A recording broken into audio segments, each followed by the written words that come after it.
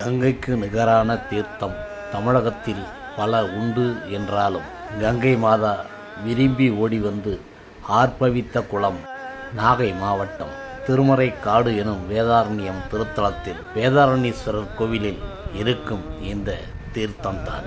சீதையை மீட்க இலங்கை போரில் ராவணனை கொன்ற ராமபிரானுக்கு வீரகத்தி எனும் வீரிய தோஷம் ஏற்பட்டது. அதனை போக்கிக் கொள்ள வேதாரண்யத்தில் இருக்கும் வீரகத்தி விநாயகரை தேடி வந்த ராமர் முதலில் நீராடியது இந்த தீர்த்த குளத்தில்தான். ஸ்ரீ ராமபிரான் நீராடுகிறார் என்பதனாலேயே கங்கை இங்கே ஓடி வந்து ஆர்ப்பரித்தார். அதனாலேயே கங்கை நதிக்கரையில் ஒன்றான மணிகர்ணிகை என்கிற பெயர் இந்த தீர்த்தத்திற்கு ஏற்பட்டது. இன்றும் கங்கைக்கு நிகரான இத்தீர்த்தத்தில் நீராடினால் பாவங்கள் விலகும் என்பது ஐதீகம்.